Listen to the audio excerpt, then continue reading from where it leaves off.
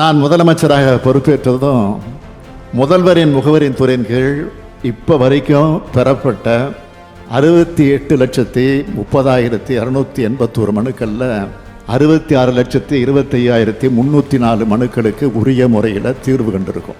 அதுலேயும் தருமபுரி மாவட்டத்தில் மட்டும் 72,438 மனுக்களுக்கு சாதகமான முறையில் தீர்வு அளிக்கப்பட்டிருக்கு.